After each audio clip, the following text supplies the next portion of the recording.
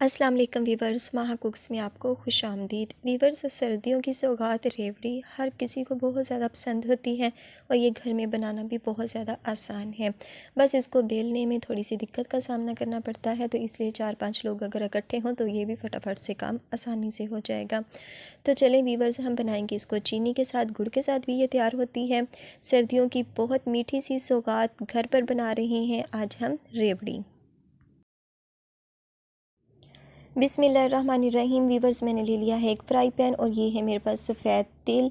इसको हम हल्का सा रोस्ट करेंगे जस्ट 1 मिनट के लिए। बहुत मीडियम आंच पर हम इसको बना रहे हैं। इसको मैंने बहुत अच्छी तरह से साफ़ सुथरा सा कर लिया है क्योंकि इसमें डस्ट और मिट्टी वगैरह बहुत ज़्यादा होती है। ज़्यादा हम इसको नहीं भूनेंगे, जस्ट 1 मिनट के लिए। तो वीवर्स, 1 मिनट हो चुका है और इसमें जो हल्का सा मॉइस्चराइज़ था वो बिल्कुल ख़त्म हो चुका है। अब ये हल्के से क्रिस्पी हो चुके हैं, तो अब हम इनको निकाल लेंगे। तो वीवर्स, यहाँ पर हमने पैन ले लिया है और उसमें मैं उतनी ही मकदार में चीनी शामिल कर रही हूँ जितनी मकदार में हमने तिल शामिल किए थे। और वीवर्स, हल्का सा उससे हाफ़ में पानी शामिल कर रही हूँ। चीनी के हाफ़ हमने पानी शामिल करना है और इसको मीडियम से स्लो फ्लेम पर, बल्कि अब यूँ कहें मीडियम नहीं स्लो फ्लेम पर हमने इसको मुसलसल चम्मच को चलाते हुए पकाना है। कोशिश कीजिएगा इसका कलर डार्क ना होने पाए। तो वीवर्स, ये देखें, ये इस कंडीशन में आ चुका है। 2 से 3 मिनट हो गए हैं इसको पकते हुए। तो अब हम इसको चेक कर लेते हैं। इसके चेक करने का तरीका ये है कि इसको अब हम पानी में डिप करके देखेंगे 2 से 3 कतरे, और फिर हमें पता चलेगा कि ये बन के तैयार हुई है कि नहीं। अगर ये हार्ड हुई तो ये बिल्कुल परफेक्ट तैयार है। तो पानी में हम डाल देते हैं और इसको कर देते हैं एक साइड पर, और थोड़ी देर बाद हम इसको चेक करेंगे। तो वीवर्स, अब मैं इसमें शामिल कर रही हूँ लेमन। चंद ड्रॉप्स हमने लेमन के शामिल करने हैं ताकि ये जो हमारी चीनी है वो जमने ना पाए। तो ये शामिल करने के बाद वीवर्स, अब मैं आपको चेक करके दिखाती हूँ। ये देखें, ये बिल्कुल हार्ड हो चुकी है चीनी, यानी हमारी जो रेवड़ी के लिए शीरा है वो बिल्कुल परफेक्ट है। तो अब हमने इसमें तिल शामिल कर दिए हैं। तिल शामिल करने के फ़ौरन बाद ही हमने फ्लेम को कर देना है ऑफ़। यहाँ पर हमने कोई पकाना नहीं है क्योंकि जो हमारे तिल थे वो पहले से ही हमने हल्के से रोस्ट कर लिए थे। 1 टेबल स्पून या 1 टीस्पून हमने इसमें घी का शामिल करना है। ऑयल यहाँ पे यूज़ नहीं आप कर सकते।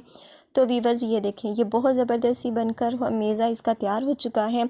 इसको हम शिफ्ट कर लेते हैं किसी प्लेट में। तो ये देखें, अब हमने इसको हल्का सा बस ठंडा करना है और साथ ही हमने 2 से 3 लोग, 4 लोग, जितने आपके पास अवेलेबल हों, सबको अपने इकट्ठा करना है और फटाफट से इसकी रेवड़ियाँ बनाना शुरू करनी है। कैसे बनानी है? थोड़ा सा मिक्सचर आपने लेना है, हाथ की हथेली पर उसको गोल बाउल बनाते हुए हल्का सा प्रेस कर दें। ये थोड़ी सी मुझसे बड़ी बनी है, तो बहरहाल जैसी भी आपसे बने आपने इसको बना लेना है।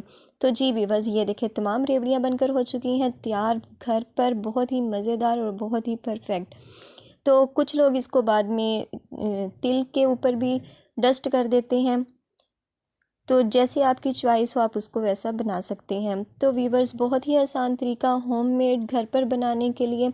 तो अगर आप चाहें तो इसको घर पर तैयार कर सकते हैं। बहुत ही ज़्यादा आसान रेसिपी आपके साथ शेयर कर रही हूँ। तो आई होप वीवर्स आपको आज की ये रेसिपी अच्छी लगी होगी। तो इस उम्मीद के साथ कि अगर वीडियो अच्छी लगी हो तो वीडियो को लाइक, और चैनल पर नए हो तो सब्सक्राइब करना मत भूलिएगा, और बेल आइकन को ज़रूर प्रेस कीजिएगा ताकि आने वाली हर नई वीडियो का नोटिफिकेशन आपको बर वक्त मिल सके। तो इंशाल्लाह मिलेंगे अपनी आने वाली किसी नेक्स्ट वीडियो के साथ। तब तक दुआओं में याद रखिएगा। अल्लाह पाक आपके हाथों और खानों में बरकतें अता फरमाए। अल्लाह हाफिज़।